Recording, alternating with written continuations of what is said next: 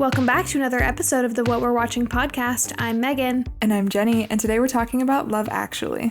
I loved this movie. I had never seen it before. Wait, you had never seen this movie before? No. Neither had I. And what did you think? Wait, Megan, I thought you picked this movie because you loved this movie. No. Oh my gosh. I just feel like this is a Christmas classic and everyone talks about it, and it was recommended to us so many times. Yeah, you guys definitely requested it. Well, I loved the movie. How about you? Me too. I really, really liked it. I love crossover movies like this where there's a bunch of different storylines happening and you know that they're going to intertwine somehow. I love them. Yeah, and I knew it was like an ensemble cast type of movie, but it was different than what I was expecting. And maybe because I didn't realize it was like an English movie, but it was raunchier than I expected and it was funnier than I expected and it wasn't as cheesy as sometimes those ensemble movies that star every famous person could be. It was definitely funnier than I expected too. And I loved that it was not so on the nose Christmassy themed, you know? Yeah. I think to your point, I was expecting it to be like a little bit more cheesy and like, yeah, that's what I was expecting too. It wasn't. And had you seen that scene before with Keira Knightley and the guy with the sign? Yes. And did you have that moment where you were like, this is the movie? Yes. Yeah, me too. I did, absolutely. I had no idea that that was from this movie. No, me either. But it's so iconic. I've seen pictures of it everywhere. I feel like this is where we'll get into it, obviously, but I feel like that's where the Taylor Swift You Belong With Me music video got that idea. Yeah, well, I'm happy that we both watched it and that we both liked it. Me too. Although I do kind of think that a lot of the characters were bad or made really bad choices. And we can get into that later. Yeah, we can talk about that for sure. What's interesting is I told a couple different people in my life that we were doing this episode, and they both were appalled that I had never seen the movie. And then they both said, it was actually my mom and Brian's mom, both said, oh, but it's also so sad. Sad? Which was not the takeaway that I got watching it. So I went into this preparing for it to be like a sad, like romance movie, and that was not the vibe, in my opinion. No. I'm trying to think of what part is sad.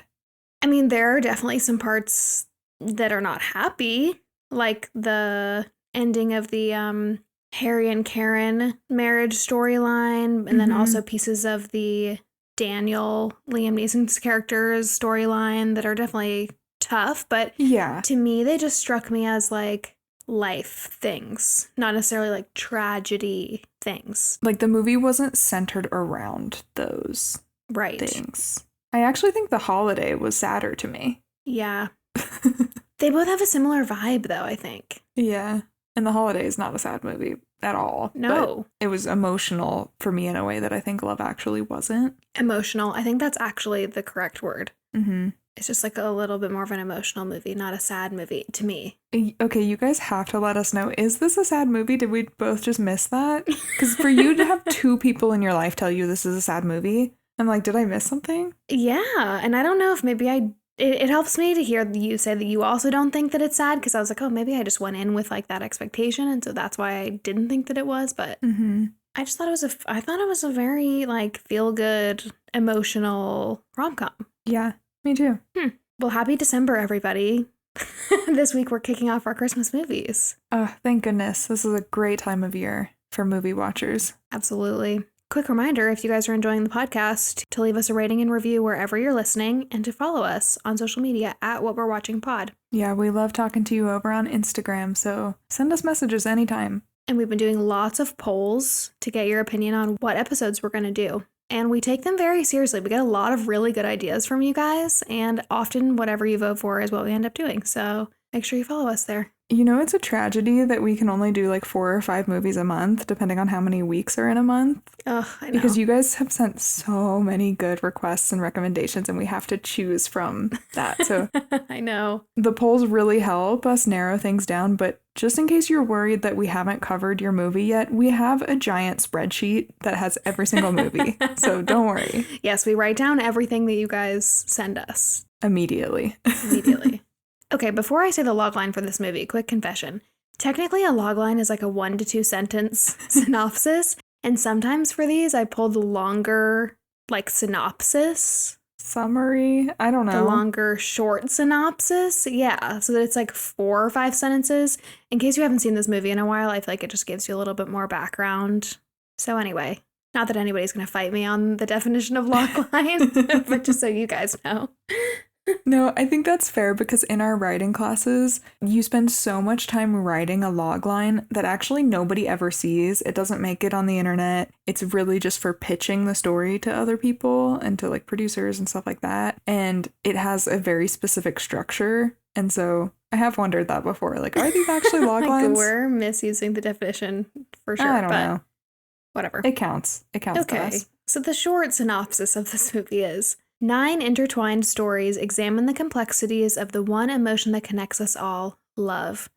Among the characters explored are David, the handsome newly elected British Prime Minister who falls for a young junior staffer, Sarah, a graphic designer whose devotion to her mentally ill brother complicates her love life, and Harry, a married man tempted by his attractive news secretary. Oh, wait, this movie is sad, Megan. What? Wait, it's so sad. I just realized there were so many storylines that I forgot about the ones where nothing was resolved.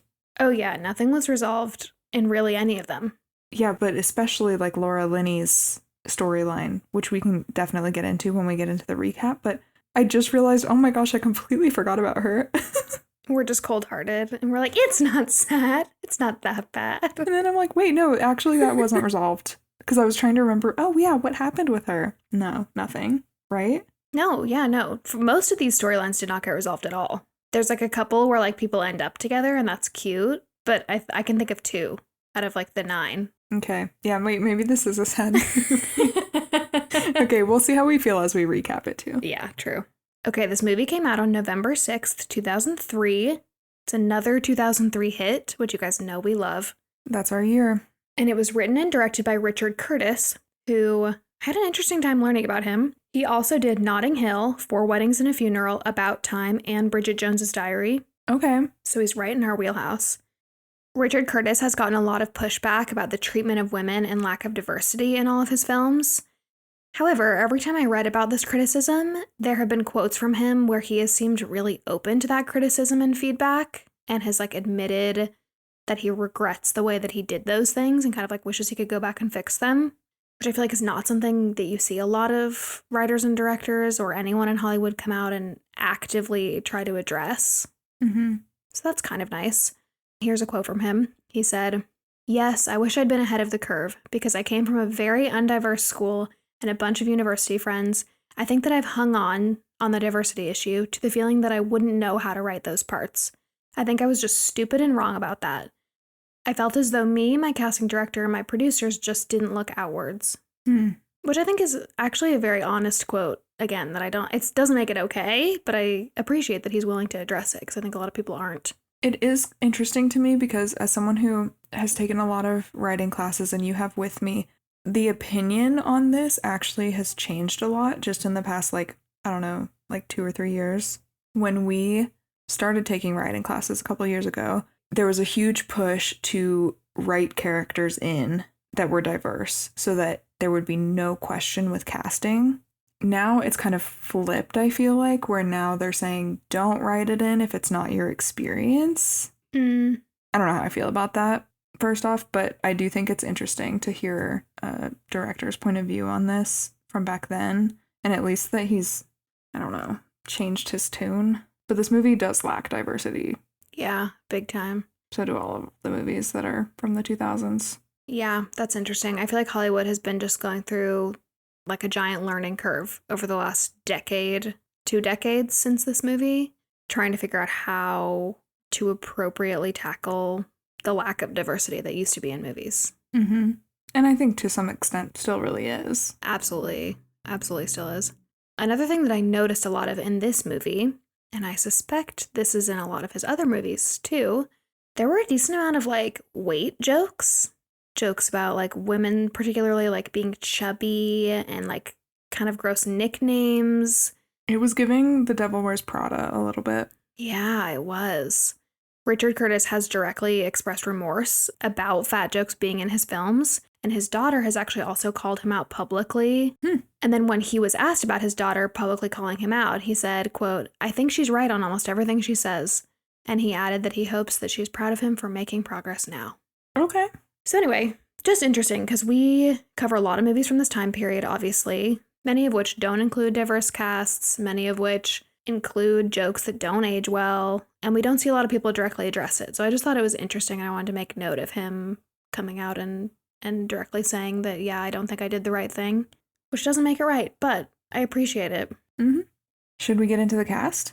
Let's do it, guys. This is a huge and stacked cast. So we're going to touch on the most famous cast members, and then we'll shout out the rest during the recap, because everybody in this movie I thought was really talented. So first we have Hugh Grant, who plays the Prime Minister. He is English.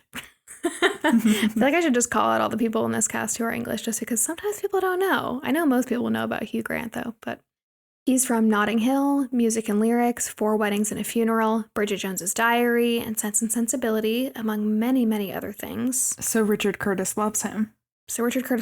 Yes. And this is a theme amongst a lot of this cast. A lot of them were also in Sense and Sensibility and or Bridget Jones's Diary. Okay. I thought this was funny. Hugh Grant originally wanted to be an art historian, and he actually went to Oxford for this and did drama on the side as like his extracurricular. And then he got a scholarship for postgrad studies in art history and ended up turning it down to pursue acting professionally. Oh, wow. That's cool. Right. Also, I personally love this about him. He was a big part of Paddington 2. I love the Paddington movies. My daughter's nursery that we're working on has a bunch of Paddington stuff in it. And he came out and was like, I saw some quote from him the other day that was saying how people were like making fun of him for wanting to be in a sequel, where they're like, oh, he's at that point in his career where he's like doing sequels. And he was like, I'm so proud of that movie. And I think it has the best rating on Rotten Tomatoes of anything. I think it has like a 99. So I have heard nothing but praise for the Paddington movies, and I've never seen them, but they're on my list for sure. They're so good. Would highly recommend. Okay, good to know. That's sweet though. Wait, that's really sweet that he said all of that. Yeah. Because I think when you hear, like, especially an actor doing a sequel of a kid's movie, or like, okay, Steve Carell doing the millionth Despicable Me movie, it's like, okay, let's move along now. Totally. But honestly not, because he probably makes so much money from it. But I can totally see the stigma around that, especially like in the acting world. Mm-hmm. So I just thought that was cute. Hugh has been married to Anna Eberstein since 2018, and they have 3 kids together. Their kids were actually born in 2012, 2015, and 2018, so they got married just after they had their third. She is a Swedish TV and sports producer, and I thought this was funny. I found a quote about when she first watched this movie. Anna and Hugh drunkenly watched Love Actually together. That was the first time that she had seen it. This was in 2022, and Hugh Grant gave this quote that said, Anna was the one who said, oh, look, it's all about pain. It's all about suffering. Wait, Megan, I think it is a sad movie.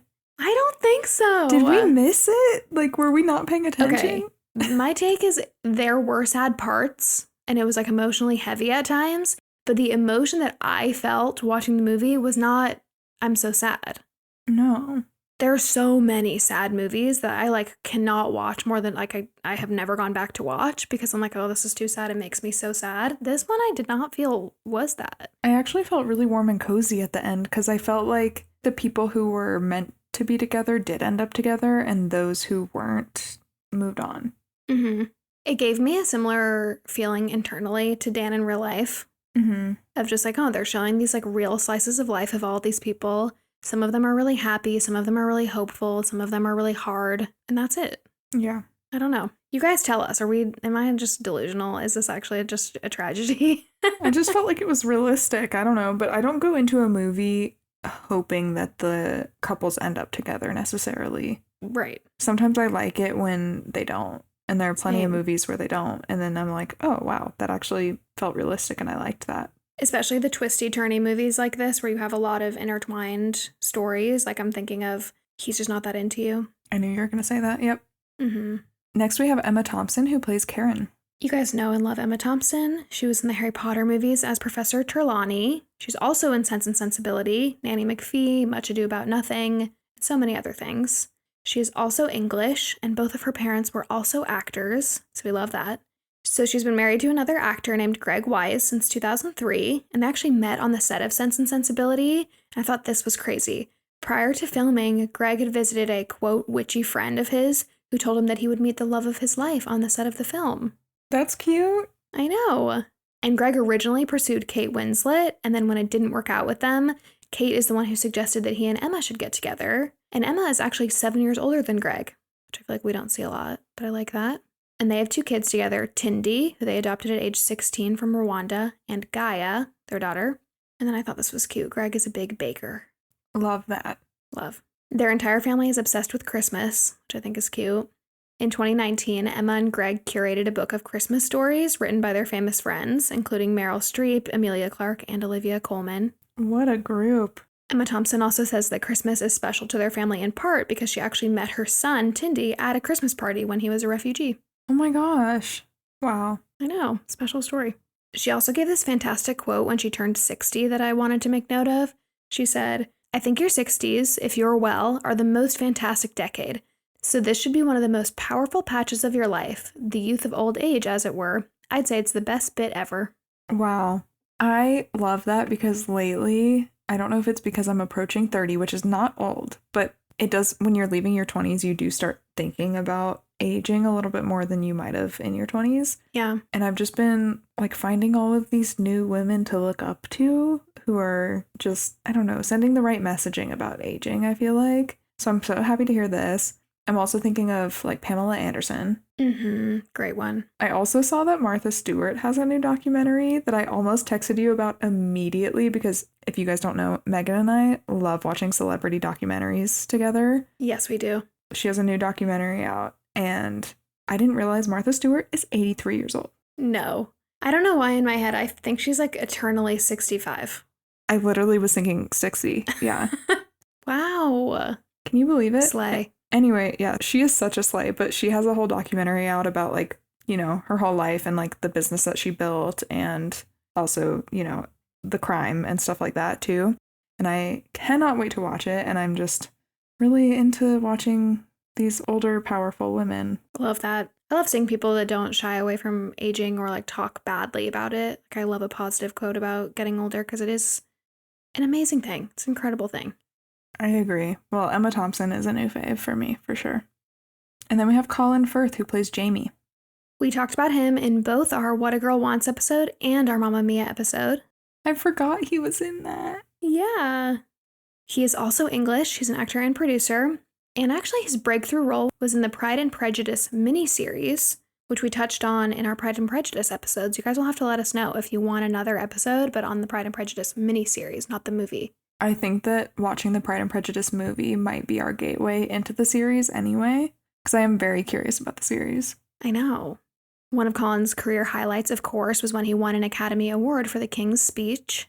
And researching him just made me realize how much I love that Colin Firth does such a wide range of projects. Like, he does these very serious roles. And for me, for whatever reason, I categorize him in my head as like a more dramatic actor because of things like The King's Speech. But then he also does things like What a Girl Wants and Mamma Mia. Bridget Jones' Diary. Yeah, I just love him. Yeah, you're so right. I do view him as like this serious man, but he is in like all of these fun roles too. Right. And then we have Liam Neeson, who plays Daniel. I didn't actually realize this, but Liam Neeson is from Northern Ireland. My mom actually told me something the other day. I was telling her we were doing this episode, and she said that I think her and one of her coworkers or friends was talking about who they would want to be their Alexa voice or their GPS voice if they could choose anyone. Ooh. She said Liam Neeson. Wow, what a good pick. I said, what a niche choice, Mom, but Yeah. I like it. Huh. You guys know him from the Taken movies. That's always what I think of first. Schindler's List, The Chronicles of Narnia. He's Aslan's voice, which I didn't remember. Batman Begins, and many, many more things. And he actually did several movies in the early 90s and even made his Broadway debut in 1992. But his real breakthrough role was in the Schindler's List in 1993, and he was nominated for an Academy Award for Best Actor for that project. So, real jumpstart. Wow. And then we've talked about this in the Parent Trap episode, but he was married to Natasha Richardson, who is the mom from the Parent Trap movie. And she tragically passed away in a skiing accident in 2009.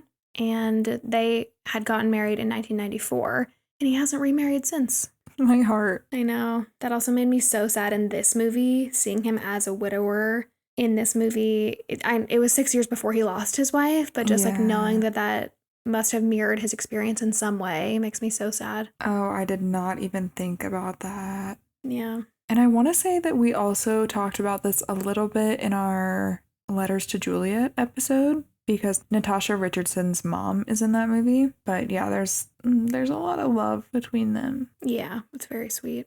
Well, let's move on to Laura Linney, who plays Sarah. I love Laura Linney. Oh my gosh. The whole time I was like, it's Wendy Bird.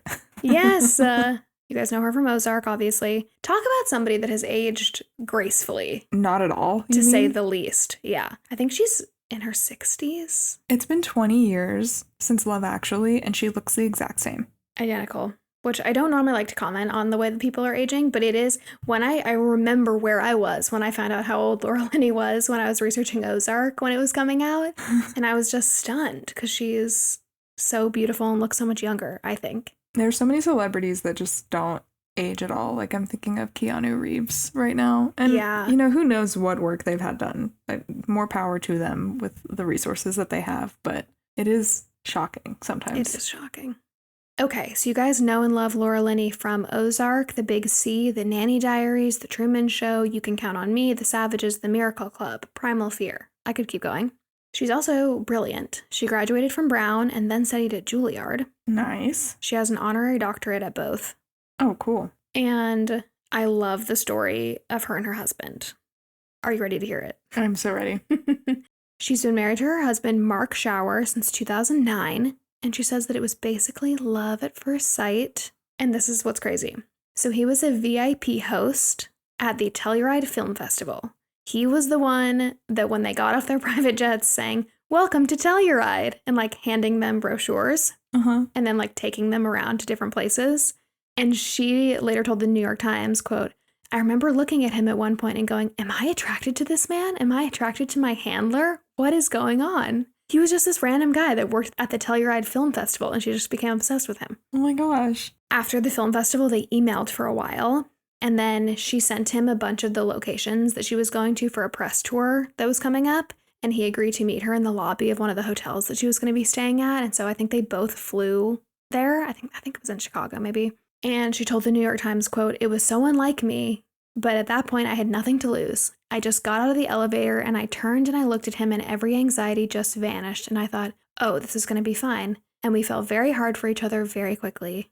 And they got married 5 years later." Oh my gosh. That's so sweet. I know. So it was just this like crazy, just the fact that he just worked at this film festival and she just saw him and was like, yep, love him. And they exchanged emails? Like, yeah. I know. And then they met up in a hotel. It wasn't just like when, I don't know, someone falls in love with their like grocery cashier and then never sees them again. You know what I mean? I know, so cute. They have a son together named Bennett, and she's been very open about her struggles with infertility, which I think is amazing. Mm-hmm. She's been very open about the fact that they tried for a while before getting pregnant, and then she was 49 when she had him. And she said, quote, "I'm certainly not an advocate for having children later, but for me, it's been wonderful and I'm deeply grateful. People would say to me, your life's going to change. Good. I want my life to change." Wow, slay. Slay. Having a baby at 49? Yes. And just having the, like, I'm pregnant, and a lot of people say, just wait until blah, blah, blah. And sometimes it's positive and sometimes it's negative. And so just hearing her be like, good, I'm ready for my life to change. That's why I'm doing this, you know, I just think is a refreshing take. So that was nice. Yeah, I'm sure the just wait gets really annoying. So good for her. I like that response. I know. Richard Curtis also knew that he wanted Laura Linney to play the part of Sarah. Apparently he auditioned a lot of other British girls because I believe she's the only American, at least in this main cast. Mm-hmm. But he kept saying, quote, "I want someone like Laura Linney." And then the casting director eventually snapped at him and said, "Oh, for fuck's sake, just get Laura Linney then." And she auditioned and got the part. Well, I love that. I feel like she's perfect for this. I actually think that her character, I was telling Robert that this is like her backstory for Ozark. Yeah. With her brother in Ozark. Yeah, totally. It's similar. Yeah. And then we have Alan Rickman, who plays Harry. It does tickle me that Alan Rickman, who plays Professor Snape, is in this movie with Emma Thompson, who plays Professor Trelawney, and they are married in this movie. It's so cute. So like I said, you guys know him obviously from all the Harry Potter movies. He's also in Die Hard, Sense and Sensibility, another Sense and Sensibility guy, Sweeney Todd, Alice in Wonderland, The Hitchhiker's Guide to the Galaxy, and many, many other things. He's also done a very fair amount of voice acting. And everything that I was reading about him was he's one of the most iconic voices of England, which was interesting because to me he's Professor Snape, but apparently he is also this like renowned voice actor, which was very cool. That makes sense, actually. I saw this funny meme that was like, I love how Alan Rickman is the villain in every Christmas movie. Is he? He's the villain in Die Hard. Oh, yeah. Okay. Which Die Hard is a Christmas movie in my opinion, but we can get into that debate another time. Yeah, you guys can message the Instagram to debate Jeni on that. He actually went to college for graphic design. Oh. And while he was in school, he met his longtime partner, Rima Horton, who became an English politician. Wow. Yeah. He sadly passed away in 2016 at just 69 years old. I'm sure you guys remember this heartbreak. I remember it being a huge deal. And it's still very sad and something people talk about quite a lot. Actually, when he passed, Daniel Radcliffe wrote that he was, quote, one of the greatest actors I will ever work with, as well as one of the loyalist and most supportive people I've ever met in the film industry. Which I thought was very nice. Wow. Also, I think Alan Rickman's diaries exist. Like, you can buy his diary. Wait. Wow. Am I making this up? No, I don't think so. I think that he kept a notebook with, like, all of his thoughts and daily log of stuff, and that now it exists for us to read. Wow. So I've always been interested in checking that out. That is very interesting. Oh, I like that. Yeah, I'm going to look into that. I know something that's interesting about him as far as his work on Harry Potter is concerned, because I grew up a huge Harry Potter fan, is that because not all of the Harry Potter books were out when they were filming the movies. I know what you're going to say. Yeah, J.K. Rowling told him, I don't know if she told him the ending or like told him Snape's like whole real character arc, so that he could act accordingly throughout the series, which I love. I need to go back and watch. I would love for us to cover all of them on the podcast eventually, but I would love to go back and rewatch from the beginning with that in mind, because I've known that fun fact for quite a while, but I don't know if I've ever watched it seeking that knowledge out, like in the way that he was acting, you know? Yeah. No, I don't know if I have either. I would love to get to some of the movies, though, before the TV show starts coming out. Oh my gosh. Okay. Yeah. You guys will have to let us know. I don't know if anyone's requested Harry Potter. Have they? I don't know. That's a winter thing to me. Are you team Halloween or Christmas for Harry Potter? I would start it like after Halloween probably. Or maybe the week of Halloween. I kind of agree. I think it's just that whole window is appropriate Harry Potter watching. I agree. Yeah. All right. Well, last we have Keira Knightley, who plays Juliet. We just talked about her in our Pride and Prejudice ep, so some of this will be repeat. But you guys know her from Pirates of the Caribbean, Bend It Like Beckham, Princess of Thieves, Atonement, and Anna Karenina. She actually started acting at age 6, and both of her parents were also actors, so similar to Emma Thompson. And she was only 18. Are you kidding me? When they filmed this movie. Yes, this is one of the biggest pieces of criticism that this movie gets, is that she was only 18, and the two actors that play her sort of two love interests are 26 and 30. That's so annoying. Yeah. That's so This annoying. is where I don't really love this. I'll read you the quote from Richard Curtis about this criticism. He said, quote, "The great thing now is that everybody is bold enough to say anything they don't particularly like in what you do. Kind of gives you a filter these days. But on the other hand, I'm thrilled we cast Keira because I thought she was perfect, and I don't think she reads in the film as being a teenager. I think she reads as being about 23. My face right now is just... I think... It's like, that's not the point. I think that statement is true. I think that I would have said she's 23. And she is very talented and does a great job in this role, so agreed. But... Like, you cannot be casting an 18-year-old and have her married to a 30-year-old. I mean, I know, I guess that happens all the time, but, like, I don't like it. No, I don't like it. I don't like it. I didn't know she was only 18. Yeah. Ugh. Well, interesting. Richard Curtis, you had 1 point and then you lost a point. I do think he is a white boomer male, so, you know. Okay. You're like, to be expected, I suppose. So my expectations are low, which is probably partially why I'm like, wow, he recognizes some of his mistakes. Yes. Well, yeah. Yeah. Which I should not be over glorifying because that's just the correct thing. But you weren't. And I think in all the movies we cover, someone could speak out about any of this anytime, and they really don't. Right. So it was interesting. Yeah. I'll take it. Well, should we get into the movie? Let's do it. So the movie opens and we see glimpses of different people greeting each other in airports, and people are hugging and kissing, and we hear a voiceover saying that love is everywhere. This is where we hear the iconic line, "If you look for it, I've got a sneaky feeling you'll find that love is actually all around." So fun fact, the airport greeting footage that you see here at the beginning of the movie and then also at the end of the movie, where you see a bunch of families and couples like greeting each other at the airport, is real. It's actually from the Heathrow Airport. I was wondering. Mm-hmm. Okay. Richard Curtis had a team of cameramen film there for about a week, and whenever they saw something that would fit, they just asked the people involved for permission to use their footage. I love that. Yeah. I was wondering that. I was like, man, these seem too realistic to be staged. And I feel like that's the most diversity I saw in this movie, was who was in the airport. And so then I was like, well, we know they're real people. Yeah, they were either really diverse with the extras for some reason, or they're just real people in a real airport. So then we see a band recording a Christmas song in a studio, and the singer is Billy, played by Bill Nighy. I think that's how you say it. And he keeps messing up the lyrics, and he keeps getting really frustrated because he's basically re-recording one of his popular songs to be a Christmas song. Like, the words are just changed a little bit. And when he finally gets it right, he cuts the recording off and says, "This is shit, isn't it?" And the producer responds, "Yep, solid gold shit." I do want to note here, because I know that my mother is going to roll her eyes through the back of her head. I know that Bill Nighy is very famous, okay? He's in a lot of things, including, I think, a bunch of the Pirates of the Caribbean movies.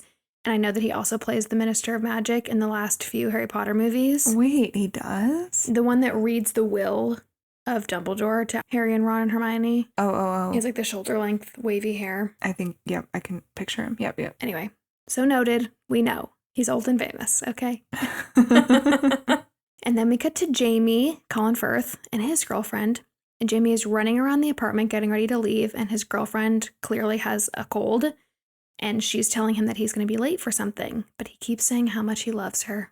Then we cut to Daniel, played by Liam Neeson, calling Karen, who's played by Emma Thompson. Karen immediately says that she needs to call him later, but says that she doesn't mean she's not terribly concerned that his wife has just died. And after they hang up, Karen talks to her daughter, who's playing a lobster in the nativity play at school, which is just hilarious.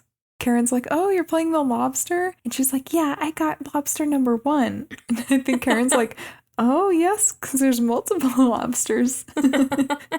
Yeah, the birth of Jesus definitely had multiple lobsters present for sure.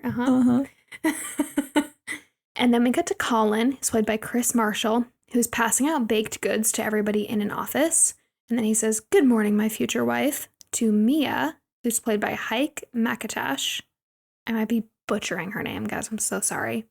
She plays one of the executive assistants in the office, but she totally doesn't acknowledge Colin and then just goes into a different office to avoid him. I have to say, I was getting really confused with all of the characters that we immediately were getting introduced to. It's really Fast and Furious at the beginning. Like, we are just getting these like half scenes of like a dozen different people, and we had never seen it before. So like, I didn't know who was important or who, like, which stories were going to be the biggest ones. You have no idea. Yeah. So if you guys are new to this movie or you haven't seen it in a long time, it'll get better, trust me, if you're a little lost. So then we see John, played by Martin Freeman, and Judy, played by Joanna Page, on a film set pretending to have sex, but all of their clothes are on and they're not into it. And it actually is just for framing the shot, right? They're not the actual actors. They're just framing it. And it's very casual and funny, and it's just like work to them. Yep. They're completely unfazed by what they're doing, which is hilarious. And then we cut to 2 men in suits at a wedding, and this is Peter, played by Chiwetel Ejiofor, and Mark, played by Andrew Lincoln. They're best friends. And Peter is getting married to Juliet, who is Keira Knightley. The entire time, I was like, man, the guy who plays Mark is so familiar. And then I realized that it's Rick Grimes from The Walking Dead. Oh, I never watched The Walking Dead. Oh my gosh. If anyone has, just, if you never made this connection, I'm just imagining him with a like cowboy hat on and a gun. Because he is the main character in The Walking Dead. Then we see the Prime Minister, played by Hugh Grant, getting out of a car in front of Downing Street in London. And tons of people are cheering. And when he goes inside, he meets his household staff for the first time. So we can assume that he must have just been elected. One of the staff members is named Natalie, and this is played by Martine McCutcheon, and she accidentally curses a bunch in front of the Prime Minister, but he finds it cute and endearing, and the two share a moment. And then we jump back to Peter and Juliet's wedding, and in the crowd we see Sarah, again that's Laura Linney, and Jamie, that's Colin Firth. And as Peter and Juliet recess back down the aisle after saying their vows, curtains on the upper level of the church open, and a choir and a singer start singing All You Need Is Love. It's like this big exciting moment. And the couple is surprised by this, and they realize that Mark, Peter's best friend, set it up as a surprise. Can I confess something to you? Yes. The entire movie, I thought Mark and Peter were in love with each other. Yes. Did you think that too? Yes. And they alluded to this. Why did we think that? Because Mark is a dick to Juliet, and he's obsessed with his best friend, and he acts like a possessive best friend that doesn't like that his friend's in a relationship, to me. And didn't they say something about the bachelor party? Like there were male strippers there or something? Yes, they did. Okay. Yes, they did. You're right. I was like, they are so in love, and poor Keira Knightley just has no idea that her husband is gay. And someone else asks them this at the wedding reception. Yes. Okay, yeah, I genuinely was so confused because I really thought that was a thing the entire movie. And actually, I wish that was the case. I think it would have been a better story. But me too. Agreed. Anyway. Jamie goes home before the reception to check on his girlfriend. This is Colin Firth. And then he finds his brother there. And it turns out that his brother is sleeping with his girlfriend, which is not good. Sad. Then we go back to the wedding reception, and Colin is there, and he's passing out appetizers to the guests. And he introduces himself to one guest who's standing in the corner by herself. And he makes conversation with her by insulting the food. And he even spits out one of the appetizers back on the plate. And then he finds out that she's actually the chef that made everything. And so afterwards, he tells his friend that he should just go to America because he might have better luck with the women there. Back at the film scene, we learned for sure that John and Judy are actually just stand-ins for the actors so that the crew can get the lighting and camera angles right. And they have Judy take her shirt off and ask John to massage her boobs. Which, like, I don't know why that was necessary for framing the shot. No, it wasn't. I think the entirety of, like, their storyline of them doing this, because we cut back to them doing this the whole movie. And I feel like it's just supposed to be, like, weird physical humor.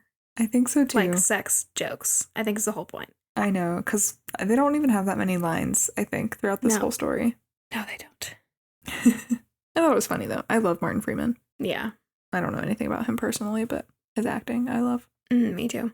Then we see Daniel speaking at his wife's funeral, and at her request, he shares a slideshow of her to the song Bye Bye Baby, which I think is cute. He's very much like, I didn't choose to do this. This is what she wanted, okay? And then he plays this very sweet slideshow. And we also see their son, Sam, who's played by Thomas Brody Sangster. You guys all know Sam. You guys all know this actor. Look his name up. He is the most adorable little kid ever. And he's sitting in the front row of the funeral. At the wedding reception, Sarah asks Mark if he loves Peter. This is the part you were talking about. Got it. And he says definitely not, and then they make small talk about the DJ. I think this is actually the moment that I was like, oh yeah, everybody knows he's in love with Peter. And then I didn't believe him when he said he wasn't. Yeah, he just is like, no, psh. And then they brush it off and keep talking about other stuff. And I carried it with me throughout the rest of the movie and was very confused, which we'll talk about later. Yeah. Okay, I'm so glad that I'm not alone in this because I really thought like my movie literacy was terrible. I was like, man, I really don't comprehend a thing I watch, do I? And then we go back to the workplace office setting. And again, this is where we saw Colin, the cater waiter, like passing out baked goods. And we saw the executive assistant go into that office. So that's where we're back to. The executive assistant's name is Mia, and she goes into Harry's office. That's Alan Rickman. And we find out that Mia is his assistant. And then Sarah comes into Harry's office too. That's Laura Linney. So she works in the same office. And Harry sits Sarah down and asks how long she's been in love with Carl, the company's chief designer. Harry also tells her that everyone, including Carl, definitely knows how she feels. And then he also says that maybe the time has come for her to do something about it. So when she asks him what she should do, he says to, quote, ask him to drinks, and 20 minutes in, tell him you want to marry him and have lots of sex and babies. And Sarah says, you know that?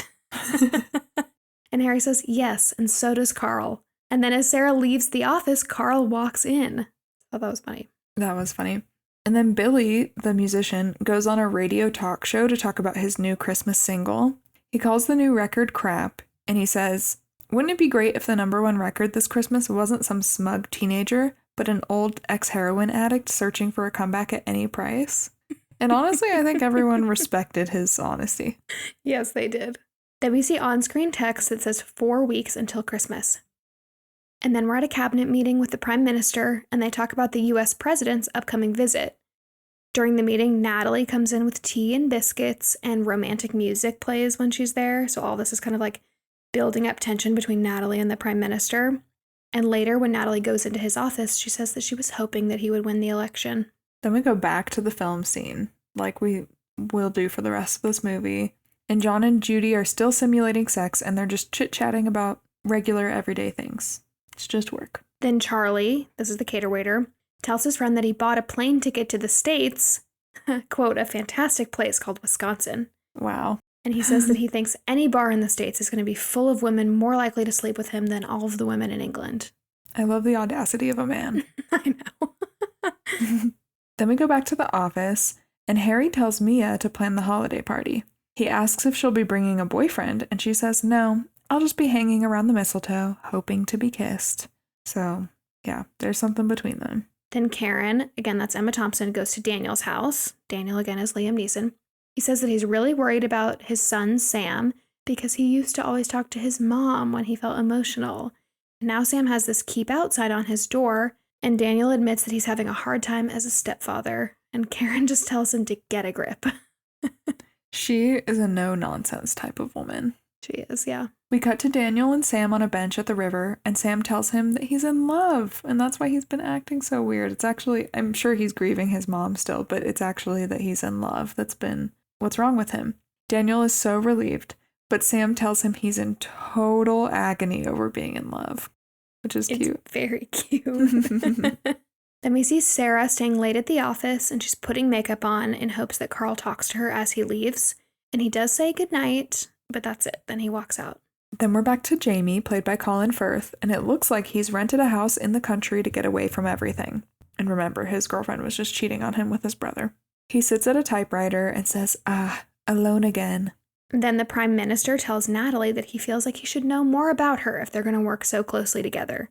So he invites her into his office and asks her a bunch of questions, and he learns that she's just broken up with her boyfriend for calling her fat, and he offers to have him killed, and she says she'll think about it. Love.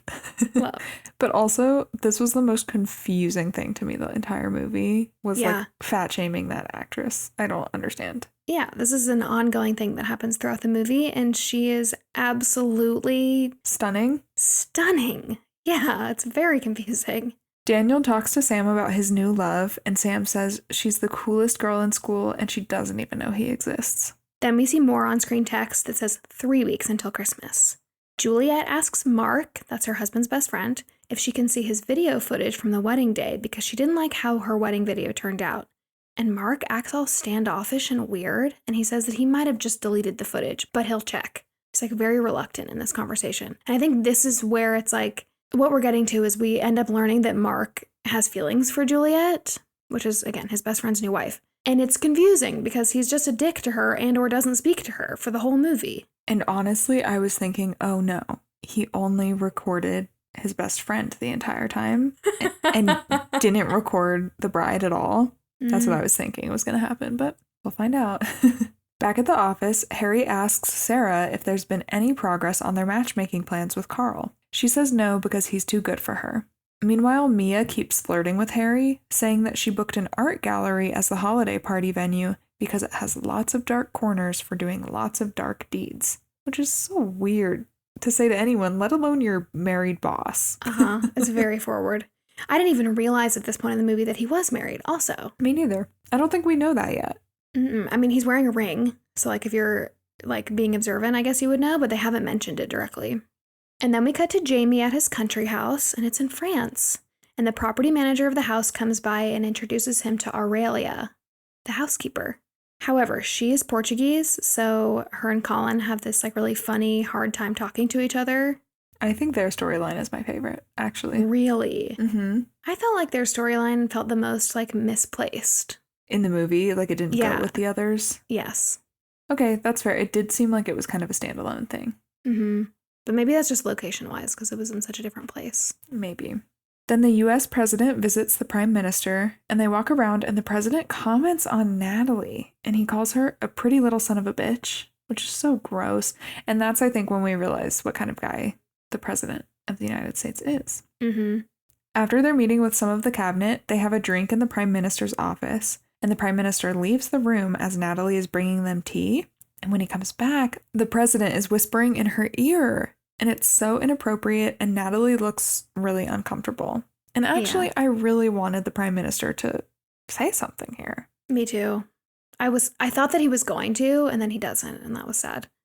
No. But then we jump to the two men doing a press conference, and the president says that everything is great between the two countries, but the prime minister disagrees. And he basically puts the president on blast for taking whatever he wants and ignoring the things that matter to Britain. Of course, the subtext of this is he's talking about himself, not Britain, because he's upset about what just happened with Natalie. And he says, quote, "A friend that bullies us is no longer a friend. And since bullies only respond to strength, from now on, I will be much stronger. And the president should be prepared for that." Wow. Yeah, I loved that he did this. Satisfying, for sure. Mm-hmm. After the conference, Karen calls the prime minister, and we find out that she's his sister. So we're kind of seeing how people are connected a little bit more. She says he's gone completely insane for what he did during the press conference. After hanging up, we see that she's with Harry. That's Alan Rickman. And they're married. Yes. Oof. Oof, because we've been seeing how he's been acting with Mia. Ugh, hate. Also, just to put some actors' names to that, because that helps me. I don't know if that helps you guys visualize, but it helps me visualize. Yes. So we're saying that Karen, Emma Thompson, is married to Harry, Alan Rickman, and also she's the sister of the Prime Minister, played by Hugh Grant. Mm-hmm. Okay. Oh, and who is she to Liam Neeson? I think they're just friends. Okay. They act like siblings, though. I thought they were siblings. I think they're just like family friends. Okay. Mm-hmm. Got it. Then the Prime Minister has an iconic dance scene all over the house. He's just like sliding around and like doing embarrassing dance moves until he sees one of his staff members, Mary, and he stops abruptly and like pretends to be doing something official. It's very cute. So cute. Back in France, Aurelia brings Jamie breakfast, and when his phone rings, they both look for it and touch hands. Later, he's sitting outside working on his book, and she comes out and gives him tea, and then she picks up his coffee cup that was holding down all the papers of the pages that he'd written on his typewriter, and the pages go flying everywhere, and she runs after them, and she strips and jumps into the lake to try to get the papers back. And meanwhile, Jamie is saying, "Don't worry, it's not that big of a deal." It is a big deal, though, by the way. This is like half of his book. Yeah. Is now in the lake. And then he runs after her and jumps in too. And they have a cute scene swimming around and picking up the papers. And I think if I remember correctly, they can't understand each other, but they're both saying the same thing to each other. Yes. In Portuguese and English. And you can tell that they're kind of in sync. Yep. A really sweet moment is when he says, "It's my favorite time of day, driving you." And he's talking about driving her home every day. And she responds, "It's the saddest part of my day, leaving you." But they have no idea what the other person is saying. But they said the same thing. Yeah, it's very sweet. Then Juliet shows up to Mark's place. Again, this is Keira Knightley coming to her new husband's best friend's place. And she asks him to let her see the wedding video footage that she knows that he has, because he had a video camera there that day. And she also says that she knows that they've never become friends, but she's nice and she wants them to be friends in the future. And he keeps claiming that he doesn't know where the wedding video is, and he's like being weird and standoffish towards her. But then Juliet finds a tape labeled Peter and Juliet's Wedding, so she plays it on his TV. And all of the footage is a close-up of her. And we can tell he's very embarrassed, and she realizes that he must have feelings for her because of this video. And so after the video finishes, Juliet says she's confused because Mark always acts like he doesn't like her, and he immediately makes up an excuse to leave. And on the way out, he just says it's a self-preservation thing. Can I tell you how delusional I am? That at this point, I still thought he was in love with his best friend. I hadn't realized it yet. And I was like, oh wow, it's a self-preservation thing for him because he just wants to analyze everything that she does. Because that's the woman that he's jealous of. I see. And that he didn't actually want any footage of his friend getting married. He just wanted footage of this random bride, basically. Yes. I'm sure you're not the only person that thinks this. Is that wild that I thought that? No, because they do such a, I think this is the biggest miss of the movie. They do such a poor job showing us that Mark likes her. Mm-hmm. They don't show it to us actually ever. I truly thought he had more chemistry with his best friend. Yes. Actually, I was so excited about it. Yeah, and then somebody, even at the wedding reception, says, like, so do you love him or what? Has anybody ever asked you that? It was confirmed. Yeah, I think maybe the point of that is that he obviously was really into Keira Knightley's character, but people were thinking that he was into his best friend, maybe. I don't know. Yeah, I don't know. What does a self-preservation thing mean? I think he's trying to say, like, the reason that I'm such a jerk is because I'm trying to push you away out of self-preservation because I can't let myself go there because it'll break my heart because you're married to my best friend. Yes, this makes sense. Okay. Which, like, I like that as one of the storylines in this movie because it's a unique, like, interesting love triangle, but I just don't think they showed us Mark actually loving her. No. At all. They showed them not talking at all and then him being a jerk. And then suddenly we find out that he's in love and we're supposed to buy it, and I don't buy it. Ugh. Okay. Anyway, moving on. It was disappointing, but I'm glad that you felt the same way. That makes me feel so valid that I was not the only person to misinterpret that. No. So then back to the Prime Minister, he asks one of his staff members to move Natalie to a different position. And this staff member, her name is Annie, she refers to Natalie as the chubby girl, which is like the second or third time that there's been a joke about Natalie's weight here, and it's horrible. Horrible. Then Sam, the little boy, can't sleep and admits to his dad, Daniel, that the girl he likes is going back to America. And his dad immediately says, we need Kate. We need Leo. We need them now. And we cut to them watching the Titanic together, which is so cute. And Daniel tells Sam that there's not just one person for everyone. But then Sam says, there was for Kate and Leo, and there was for you. She's my one. And he's just kind of like, okay, fair enough. And we also learned that Sam's crush's name is Joanna, which is the same as his late mom's name. I love them. I love their storyline. Me too. Then someone else brings the Prime Minister his tea, so we know that Natalie has been moved to a different position. Meanwhile, Aurelia helps Jamie pack his car to leave France, and he drives her home one more time, and they kiss. And as Jamie pulls away, he gets into a little tiny, like, fender bender. Not anything scary, but he's so distracted. And then we cut to Billy, the musician, performing his single with a bunch of girls dressed in short red dresses around him. This is like an iconic visual from this movie. If you Google this movie, this is the scene that comes up. Oh, really? Yes. And Sam, the little boy, actually sees this performance on TV and rushes to tell his dad that he needs to become a musician because girls love musicians. And maybe if he is a musician, then Joanna will realize that she loves him and she won't leave for America. And I think his dad says something like, yeah, there's just one problem with that. You don't play a musical instrument. So Sam says that he needs to join the band that's performing at the end of the year concert at school. And so he decides to learn the drums. I love how Liam Neeson's character is just like, okay. Yeah. It's like, yeah, we're doing that now for sure. Then it's the office Christmas party at the art gallery. Harry and Karen are there, and so is Harry's assistant, Mia. Sarah is also there, that's Laura Linney. Mia asks Harry to dance, and he does, in front of his wife, which I thought was kind of odd. Mm-hmm. He tells her that she looks pretty, and she says that she dressed for him. And they're very flirty, and they're whispering to each other, and Karen definitely notices this and feels uncomfortable about it. Mm-hmm. To me, this just reads so much as like he has somehow told himself that there's nothing wrong with what he's doing, and so he's not ashamed to like dance with this woman in front of his wife at the party, which is crazy to me. But that's the vibe that he gives me in this whole thing, like where he's just like, oh, nothing's really happening. I'm not really interested because, you know, also like she's coming on to him, you know? Yeah. Yeah, I don't like it. Hate. Then we see the Prime Minister home alone, and he's watching a TV interview with Billy, who is just being as absurd as usual. This is ongoing throughout the movie. I feel like we're always cutting to clips of Billy just being crazy in interviews. Yeah, and I feel like they're just trying to like show you that the stories are all interconnected, even if they're only interconnected slightly, you know? Mm-hmm. Yeah. Then back at the party, Sarah reassures Karen that Harry must have to dance with everybody since he's the boss. Weird. Then Carl asks her to dance, and remember she has a really big crush on Carl.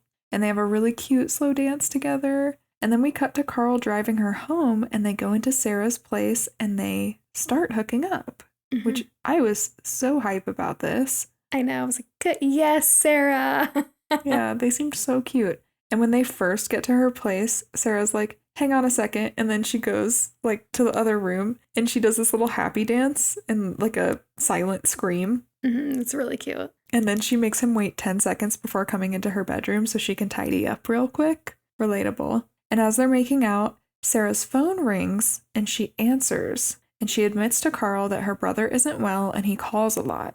But then they end up, starting to make out again. And then her brother calls again. And she says she has to leave to go see him. This is sad. I agree. Because, it means a lot to her that, this thing with her and Carl that she's had in her brain for forever is now finally playing out. And she just has this duty to her brother. And they're, obviously what's happening with Carl is so new that I don't think she expects him to get it. So, anyway. Yeah, it's her dream. It's sad. Yeah. Back at home, Harry and Karen get ready for bed. And Karen says this just heartbreaking thing. She says, Mia's very pretty. And Harry says, is she? And he's just reading a book in his bed and doesn't even look up. And Karen says, you know she is, darling. Be careful there. And this just broke my heart for Karen because I'm like, she's trying to get him to pull it out of him, for him to say what's going on or admit that she's not crazy. And he just dismisses it oh, is she pretty? I didn't notice, which again just tells me in his brain, he's just nothing's happening. This is fine. I hate it. Me too. Then Sarah goes to what looks like an institution or a hospital, I think, and visits her brother Michael, played by Michael Fitzgerald. He thinks that the nurses are trying to kill him, and we just see that she's just really good with him and understands him. Mm-hmm. And yeah, I think maybe they even understand each other a lot, and they just kind of hold each other, and it's sweet. I think she had commented to Carl before that they lost their parents, so she definitely feels the onus of being his caretaker. Mm-hmm. Then back at the office, Mia keeps flirting with Harry, and she asks if he's going to get her something for Christmas. And when he leaves to go Christmas shopping, he actually calls her as soon as he walks out of the office and asks if she's getting him something. So this is the first time we really see him reciprocate it or really initiate the flirting. And she says, when it comes to me, you can have everything. And then she also says that she wants something pretty. And then as he's hanging up, he's running into Karen because they were meeting up to go Christmas shopping together. Ugh, to which I'm just you gross scumbag. When I told my parents that we were doing this movie, my dad goes, yes, I read something on Instagram that this is the time of year that everyone decides they hate Alan Rickman for what he does to Emma Thompson. So I knew something bad was going to happen. Karen ends up leaving Harry in a department store to go get gifts for their moms, and Harry goes into the jewelry section, and he buys the first pretty necklace that he sees, which is this gold heart necklace, for £270.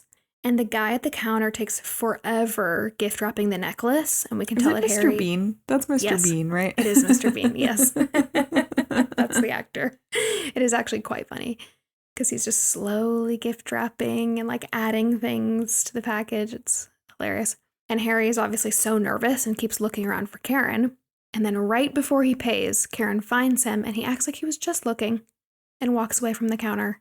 There are a few things I hate about this, besides just the obvious that he's buying something for another woman. Yes. She's shopping for their moms. Yes, this struck me as well. For both of their moms. Yes. By herself. Yeah, she is taking on the mental load of that task. Mm-hmm.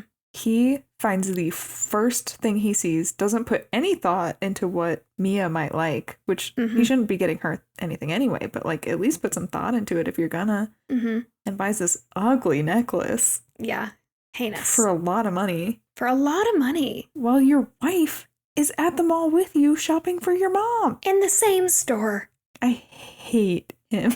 I hate him. And then as they're walking away from the counter, Karen's like, oh no, you don't need to bother with any jewelry for me. I know you're just going to get me a scarf like you always do. I cannot. And I think he's just yeah. What? I cannot. I cannot. Ugh. This may be, okay, is he the most toxic of all the toxic men that we've talked about in all the rom-coms? No. No. No, we've had some bad ones. I feel like we have had some bad ones. Maybe this one just feels so painful because it feels so realistic. Mm-hmm. It's the tiny decisions that are so hurtful that build up. Yes, I think that's totally right. The tiny decisions and indecisions. Mm-hmm. When she's coming on to him and he doesn't shut it down and all of the times that you can tell he just thinks that it's normal and fine, and then that snowballs into this situation, and I hate. Okay, but yeah, I think he's like at the top of our list. I just think that Jon Favreau's character is still my least favorite. Oh my God, Couples you're right. Retreat. Yes, you're right. He is worse. Somehow he's worse. But Harry might be a second. This one feels more heartbreaking to me than the Jon Favreau one, because in the Jon Favreau relationship in Couples Retreat, his wife is also just like, fuck you. Like, they're both in the angry phase. Yeah, that's fair. Like, they both resigned their relationship, whereas we're watching Karen realize that her marriage is in trouble, and like we're watching her heartbreak, which is sadder, I think. I agree. Yeah, I agree with that. Okay, well, let's switch to something happier. Back at the movie set, John and Judy are again framing a shot where they have to pretend to have sex, and John asks her to get drinks, and she agrees. And I think they are in a very risque position while he's doing this, and he is so nervous to ask her. Yeah. As if they haven't even like held hands even. You know what I mean? Yeah. It's just it's kind of cute. I think he thanks her too. I think he's like, thanks for saying yes. Like, it's hard for me to build up the courage to ask women out. Yeah. Yeah. They're actually very endearing, as much as I'm just like, why are we watching them just like fake have sex the entire movie? They both come across as these just like doe-eyed, endearing, innocent people, and that makes it cute. It's very sweet. Then we cut to Harry showing up late for his daughter's nativity lobster play practice. And Karen takes his coat as he comes in the door and checks his pockets, because we know that she's just like a little bit suspicious of him. And she finds the necklace. But she definitely thinks that it's a Christmas gift for her. Of course. Of course. But also part of me was like, she's checking his pockets. That means she is suspicious. Yes. And then you find jewelry. I would be suspicious of that. But no, she thinks it's for her. As she should. I think her intuition, the woman's intuition is strong here. I think she actually might know, but she's hopeful, you know? Then we see Jamie taking a Portuguese class to learn it, which is so cute. And then Karen finds a gift for her under the tree, and it's necklace shaped. And so she definitely thinks it's that. Mm-hmm. Then Colin goes to the airport for his big trip to America. Remember, oh my gosh, I forgot about him. Yes. He just like pops up a couple of times in the movie. It's kind of random.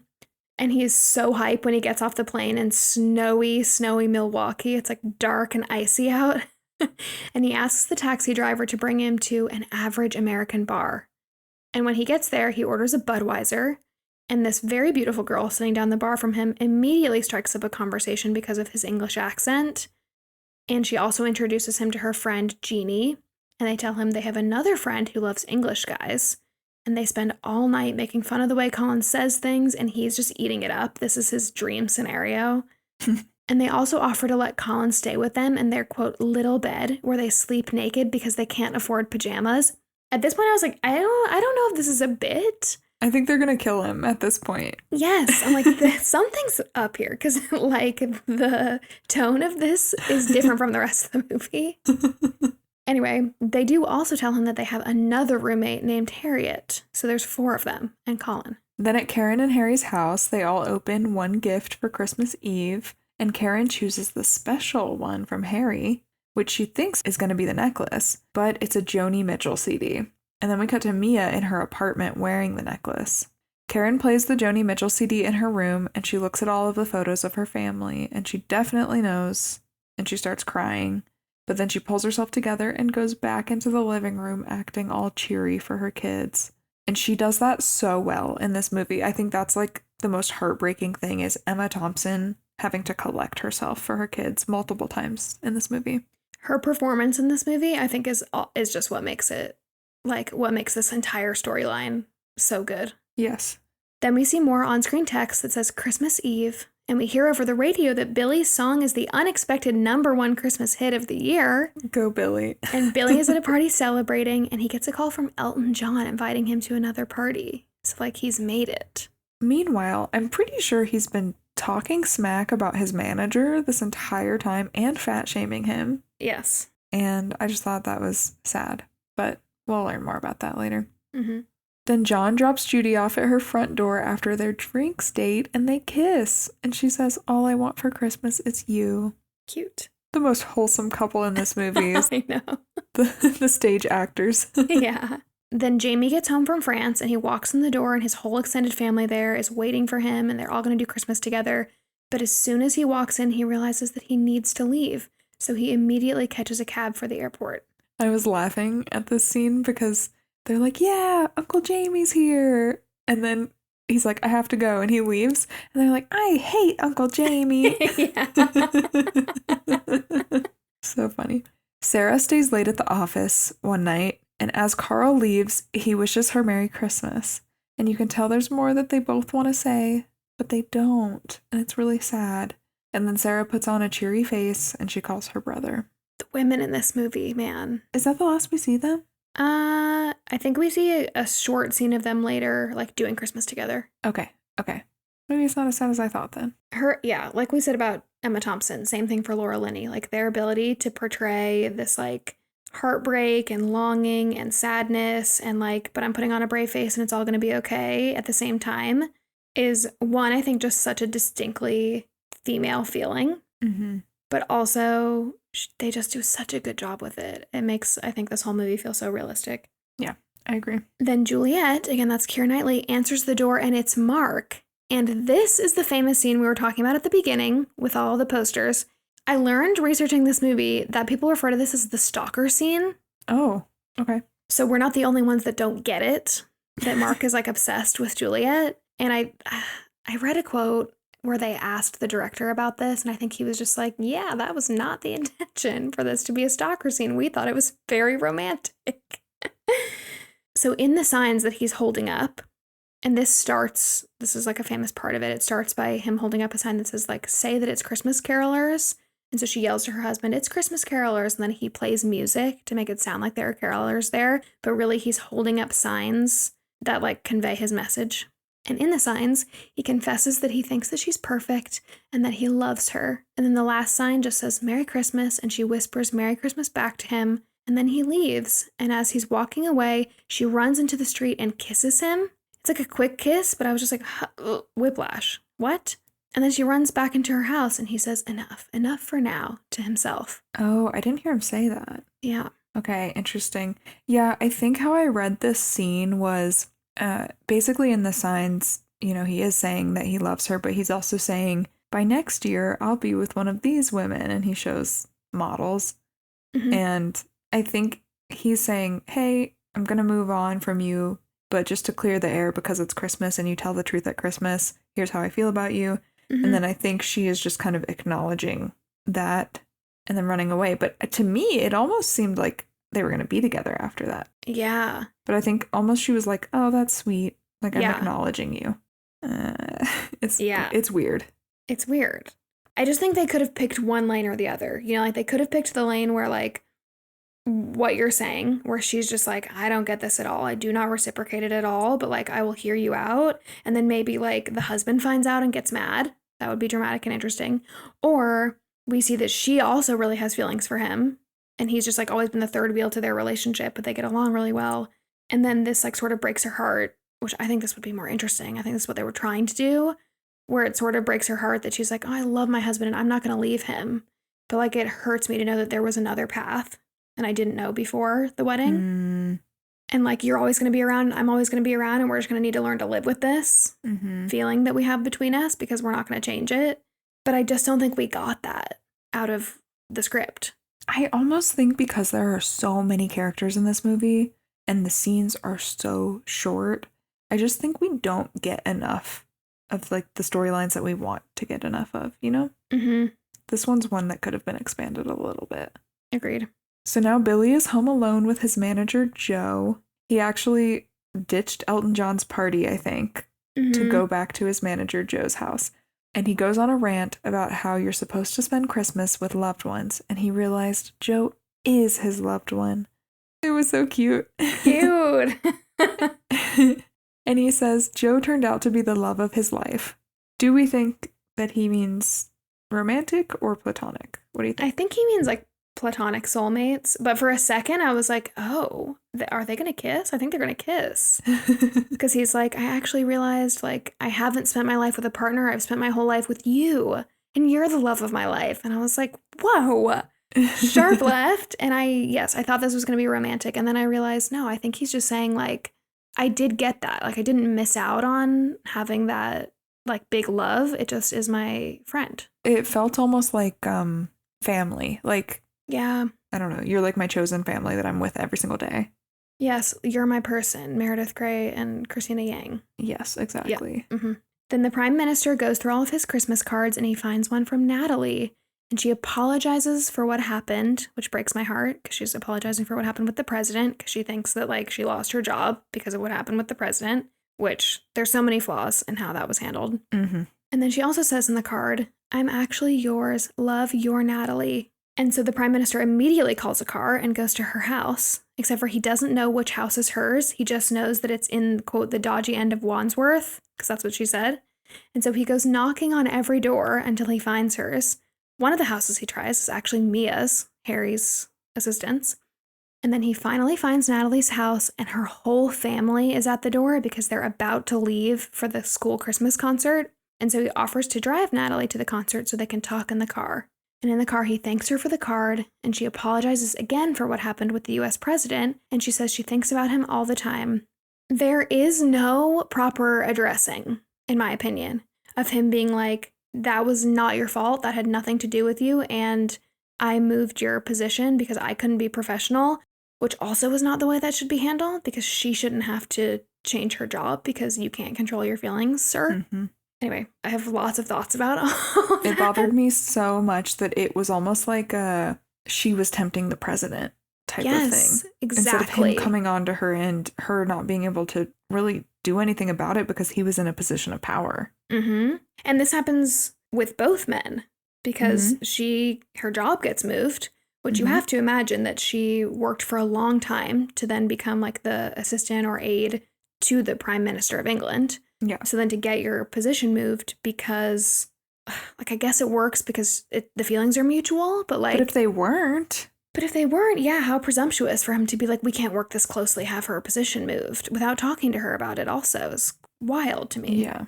Anyway, there is something between them for sure, and you can tell that there's a connection, and when they get to the concert, Natalie ends up getting them backstage seats to be able to watch so that there isn't a fuss because he's worried that if he goes to watch the play, it'll take too much attention away from the kids. Which is fair, honestly. Yeah. Then we see all the families arriving, including Sam and David, Karen and Harry, and Judy and John. And we also see Jamie catching a cab at the Marseille airport. Natalie and the Prime Minister run into Karen, who is so excited he came to see her daughter in the show. His niece, basically. And then the show starts. And after the nativity scene, which has the lobsters and also an octopus, there's some interesting characters there, it's time for the band. And Sam's love, Joanna, is the lead singer, and she is amazing. She has an incredible voice. And Sam plays the drums, and he's so cute. I was just cheesing this entire scene because I just love him. He's so adorable. And all the adults in the audience are having a great time, including the Prime Minister and Natalie from backstage, who kiss. And at the end of the song, the curtains behind the band draw back, and everyone sees the Prime Minister and Natalie kissing.